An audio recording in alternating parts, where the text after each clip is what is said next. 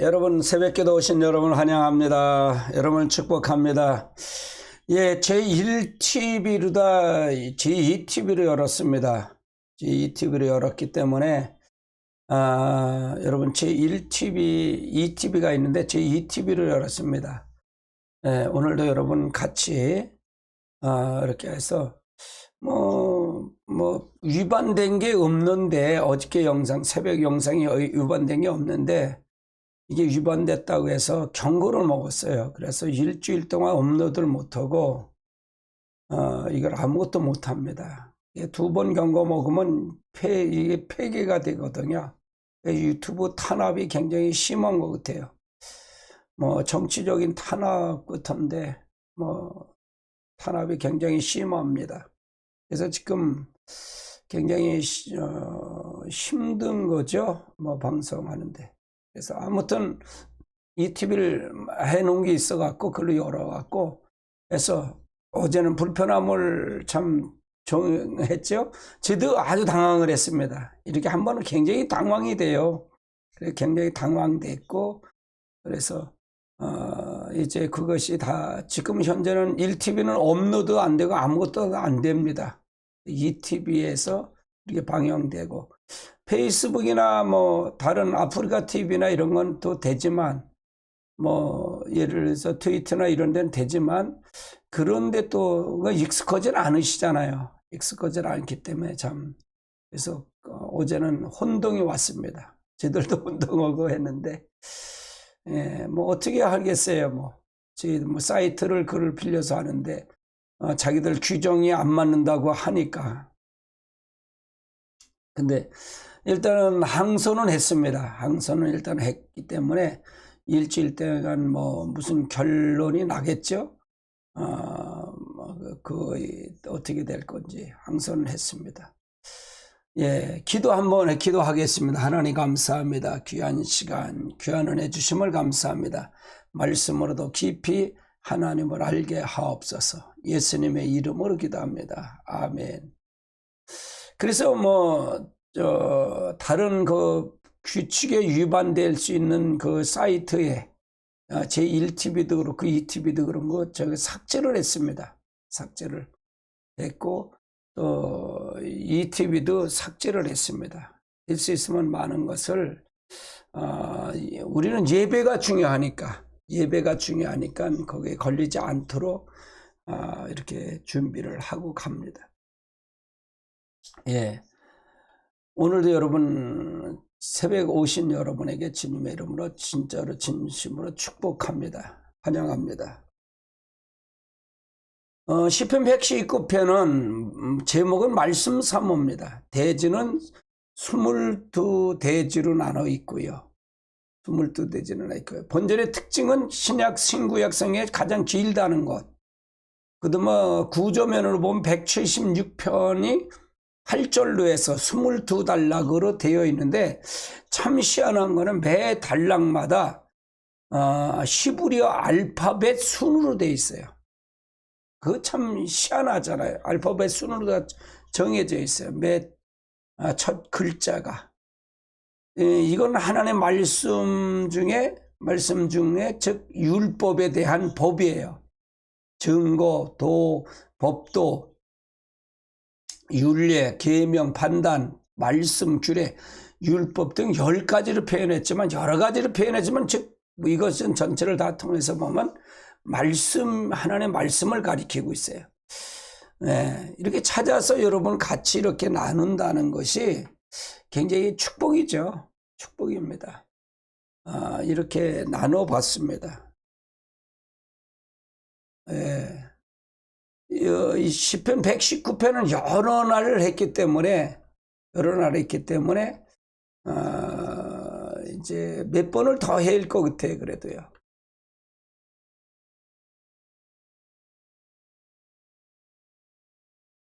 여기서부터 시작합니다. 125절입니다. 125절.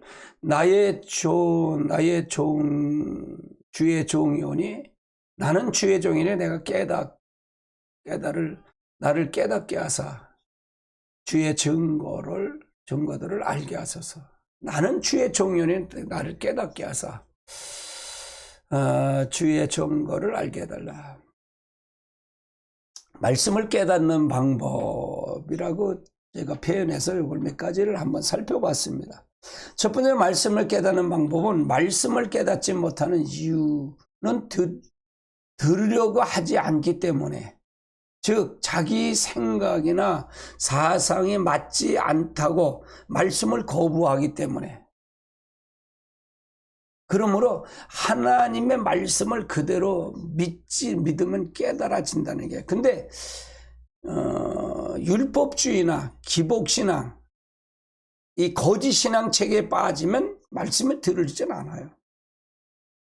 인본주의에 빠져버리면 듣질 않습니다. 누구도 말을 안 들어요. 자기가 하나님이기 때문에. 자기가 자기 중심이기 때문에, 하나님이기 때문에 누구도 듣질 않아요.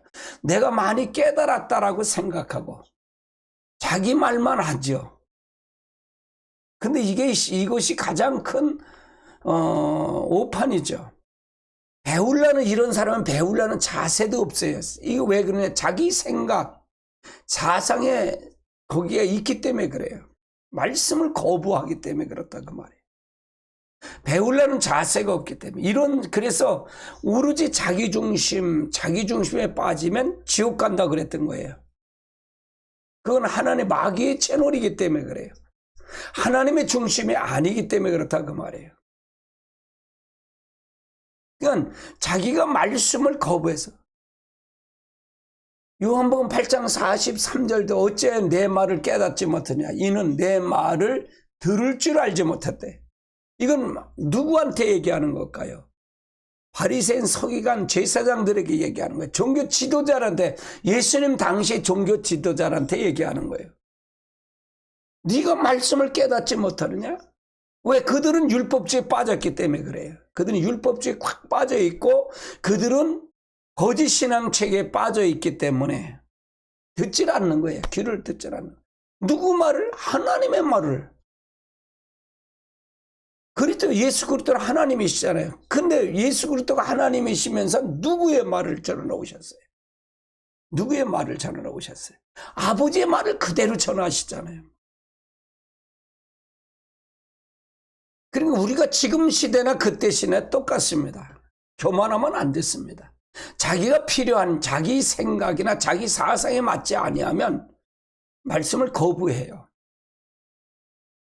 요즘은 제가 한 2,000명 되는데 거기다 띄우질 않아요. 제 설교를 이래 전하질 않습니다. 다 탈퇴를 했어요. 왜 그러냐? 듣질 않는 거예요. 듣는데 그 결론이 되게 왔기 때문에. 자기들이 거부하는 거예요. 자기 스스로 거부하는 겁니다. 그래서 여러분 잘 알고 가시기 바랍니다.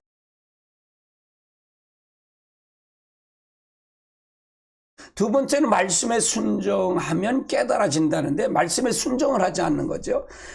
예수님 명한 대로 행할 때에 우리는 그분의 친구가 된다는 얘기죠. 예수님은 그 친구에게 아버지께 들은 것을 다 알게 하여 주신다 그 말이에요.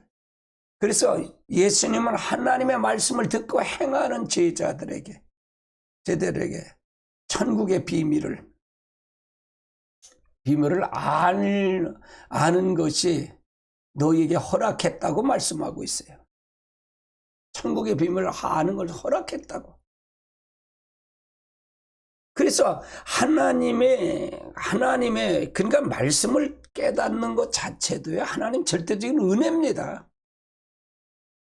마태복음 12장 46절로 50절에 있는 말씀을 보면, 예수께서 무리에게 말씀하실 때 그의 어머니와 동생들이 예수의 말하려고 밖에 섰더니 한 사람이 예수께 여짜오되 보소서, 당신의 어머니와 동생들이 당신께 말하려고 밖에 섰나이다 하니, 말하던 사람들이 대답하여 이르되 누가 내 어머니며 내 동생이냐 하시고 손을 내밀어 제자들을 가리켜 이르시되, 나의 어머니와 나의 동생을 보라. 누구든지 하늘에 계신 내 아버지의 뜻대로 하는 자가 내 형제여 내 자매여 내 어머니라. 하나님의 이거는 사실은 이거는 인간의 모든 걸 초월해서 얘기하는 거죠. 나는 하나님의 하나님이야. 나는 하나님이야. 마리아의 몸을 빌려서 온 것뿐이야. 그걸 지금 설명하고 있는 거예요. 근데 어머니나 형제들도 예수님을 배척했죠. 예수님을 알지 못하고 대적했어요. 근데 주님이 부활하면 승천하실 때 성령을 받을 때 마가의 다락방에서 모친이 제일 먼저 동생들이 다 같이 가서 성령을 벗죠. 깨달았죠. 알게 하셨죠. 오신 목적을 알았다는 얘기예요. 우리가 하나님의 말씀을 통해 잘 알고 가야 된다. 순종하지 않으면 말씀을 깨닫지 못하 들을 수가 없다는 얘기죠. 13장 11절로 12절도 마찬가지야. 마태복음 대답하여 이르되 천국의 비밀을 아는 것이 너희에게는 허락되었으나 그들에게는 허락되지 아니하니 무릇 있는 자는 넉넉하게 되되 없는 자는 있는 것도 빼앗기리라. 이건 제자들에게 얘기하는 거죠. 제자들에게. 우리가 하나님의 말씀을 보면서 우리가 잘 알고 가야 됩니다. 우리는 잘 알고 가야 돼. 그래서 하나님의 천국의 비밀을 순종하는 자에게 역사한다. 그러니까 여러분 배우고자 하는 마음의 자세, 항상 저는 저 같은 경우에는 항상 배우고자 하는 마음의 자세에 서요. 내가 가지고 있었던 깨달았던 거 이건 난 상관없어요. 나는 상관없이 이건 그냥 하나님 앞에 온전히 드리고자 하네요. 굴복합니다. 저는 모든 걸 다 굴복하는 스타일이에요.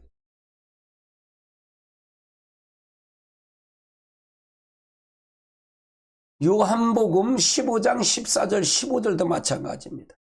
너희는 내가 명한 대로 행하면 곧 나의 친구라. 너희가 내 명한 대로 행하면 나의 친구라는 거예요. 이제부터는 너희를 종이라 하지 아니하고 종은 주인의 하는 것을 알지 못함이라. 너희를 친구라 하는 것은 친구라 했으니 내가 내 아버지께 들은 것을 너희에게 다 알게 하래. 그러니까 말씀을 명한 대로 행하면 나의 친구라. 우리가 하나님 앞에 예수가 우리의 친구. 그러니까 어떻게 하면 예수님이 우리에게 더 가까이 있을까? 이 말씀은 하나님의 법이잖아요. 하나님의 가이드라인이란 말이에요. 이 가이드라인인데 이 가이드라인은 결국 뭐냐? 이 가이드라인이 하나님의 법인데 하나님 법을 하면 하나님 법을 지킨다는 얘기죠. 하나님을 구원받았다면 하나님의 말씀 당연히 지키는 거죠. 근데 하나님을 믿는다고 하면서 지키지 않고 들을 수 있는 건 그건 율법주의다 그 말. 이건 지금 누구를 위한 제자들과 종교 지도자들에게 얘기하는 거예요. 그 모친들에게 얘기하는 형제들에게 얘기하는 거예요. 들을지 않은 사람들. 왜 예수님이 능력 안 행했나요? 기적 안 행했나요? 다 했죠. 오병이의 사건인데. 근데 오병이의 사건을 통해서 봤어도 결국은 그건 뭐냐? 하나님이라는 걸 나타내기 위해서 한 거거든요. 가장 중요한 게 그거예요. 아버지 하나 결국 말씀을 드는 걸 지키게 하기 위해서 나는 하나님이라는 걸 지키기 위해서 기적을 일으키고 능력을 행한 거예요. 여기서 본질이 있다는 얘기예요. 그러니까 본질을 떠나면 안 된다는 얘기죠. 본질을 떠나면 안 되죠. 참고로 보면 요한복음 14장 26절에 보면 이런 말을 하죠. 보혜사 곧 아버지께서 내 이름으로 보내실 성령 그가 너희를 모든 것을 가르치고 내가 너희에게 말한 것을 모든 걸 생각나게 하리라. 그게 성령이 아니면 보혜사 성령이 아니면 우리는 구원 없습니다. 삼일째 하나님이 들어왔다는, 이제 성령이 왔다는 게 삼일째 하나님 다 왔다는 얘기인데 안에. 성령이 아니고는 모든 걸 가르치는데 누가 가르칠 수 있겠습니까? 이걸 저는 알기 때문에 매번 설교 쓸 때 오늘도 마찬가지입니다. 여기에 설교자는 하나님이라고요. 즉 성령님이십니다. 내 생각, 내 의지, 내 뜻을 다 드리는 거예요. 그래서 여러분 방언 기도를 그렇게 하는 거예요. 제가 방언 기도를 진짜 무릎 꿇고 하는 겁니다. 진짜로 합니다. 내가 너에게 말한 모든 것을 생각나게 하리라. 생각나게. 제 차가 어디 있는지 몰라요. 그래서 차를 제가 이제 애국하면서 차를 렌탈을 이제 했어요. 해갖고 그걸 이제 안 타니까요. 뭐 한 몇 개월 남았는데 그걸 반납을 이제 하려고 사모님 센터 이름으로 해서 했는데 그걸 반납을 시키려고 어제 찾아서 오늘 이제 아침 8시 반에 공장 늘 이제 단골로 야매로 하는데 거길 약속을 해서 들어가려고 그래요. 다른 데보다 좀 쌉니다. 이렇게 부딪히는 거나 이게. 그분도 뭐 아주 전문가예요. 근데 이렇게 나와서 이렇게 길 옆에서 이렇게 놓고서 이제 그 공장을 빌려서 공장 안에 가서 들어가서 그걸 해요. 길거리에서 하다가 이제 공장 안에 들어가서 그걸 거기서 합니다. 야매지만. 근데 여러분 필요하면 연락 주시면 제가 그쪽 연결해주면 아주 잘합니다. 제 차는 그렇게 다 해요. 오늘 거기 들어갔다 와요. 아침에 갔다가 방송이 있으니까 사모님 것도 이제 해서 같이 들어가려는데 차가 필요 없으니까요. 지금 현재는 제가 차가 필요가 없어요. 그래서 차를 거기다 이제 반납을 하려고. 필요하면 이제 뭐 교회에서 이렇게 구입해서 해야겠죠. 그래서 우리가 하나님의 말씀을 통해서 우리가 약속하신 이 보혜사 성령, 아버지가, 인간 성령이 오시면은요, 성령이 아니면 우리는 구원받을 수 없어요. 내가 너희에게 모든 것을 생각내, 내가 너희에게 말한 모든 것을 생각나게 한대요. 성령이 오면 예수님의 말한 걸 기억하고 여러분 성경의 원리를 알자가 주제가 뭐냐? 성령님이에요. 성령님이 나타나야만이 안다는 거예요. 하나님 깊은 것이라 통달할 수 있는 그 성령이 내 안에 들어와야만이 그럴 때 몸도 이루고 우리가 구원받습니다. 하나님 말씀을 지켜야 되죠. 모든 것을 알게 하였죠. 예수 그리스도 오신 목적을 성령이 아니면 안 돼요. 그 방언 기도가 굉장히 중요합니다. 난 여기다 생명을 걸은 거예요. 방언 기도에 생명을 걸었다 그 말이에요. 요한복음 16장 12절로 13절도 마찬가지예요. 내가 아직도 너희에게 이를 것이 많으나 지금은 너희에게 감당하지 못하리라. 내가 너희에게 아직 이를 게 많다 그 말이에요. 그러나 지금은 너희가 감당하지 못한다. 그러나 진리의 성령이 오시면 그가 너희의 모든 것을 진리의 가운데 인도하신다고. 내가 그 예수님 말하지 않은 것 그 자체, 또 진리의 성령이 오시면 너희를 진리 가운데로 인도하신다는 거예요. 그가 스스로 말하지 않고 오직 들은 것을 말하며 장래일을 너희에게 알리라. 성령이 우리 안에 들어오면, 성령이 안 들어오면 모든 게 다 이루어집니다. 여러분, 그래서 방언 기도가 중요합니다. 방언 기도는 귀신이 떠납니다. 우리 안에 성령이 완전히 사로잡고요.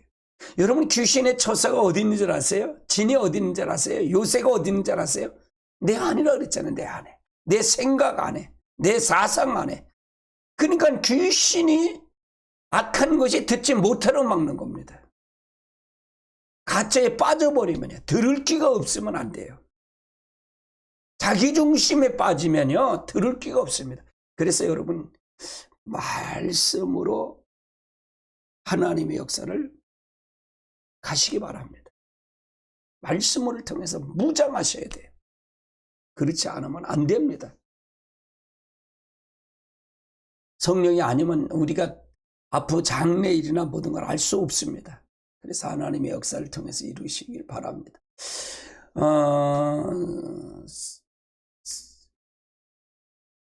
133편입니다. 나의 발걸음을 주의 말씀에 굳게 세우고 어떤 죄악도 나를 주관치 못하게 하소서. 내 발걸음을 주의 말씀에 굳건히 세우시고, 이건 그러니까 말씀을 지키는 것 자체도 우리에게 건 없다, 그 말을 설명하고 있는 거예요. 어떤 죄악도 나를 주관치 못하게 해달라는 거예요.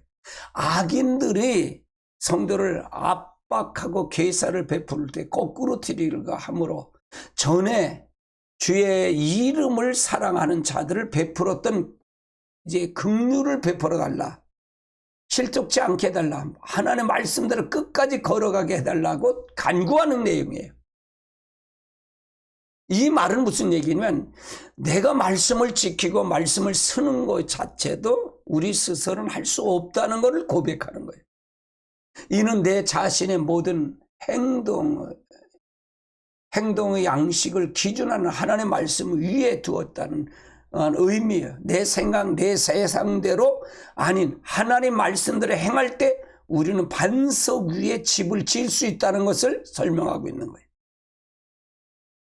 마태복음 7장 24절로 25절도 마찬가지예요. 그러므로 누구든지 나의 말을 듣고 행하는 자는 그 집을 반석 위에 지은 지혜로운 사람 같으니 비가 내리고 창수가 나고 바람이 불어 그 집이 부도치되 무너지지 아니하나니 이는 추초를 반석 위에 놓은 까닭이라.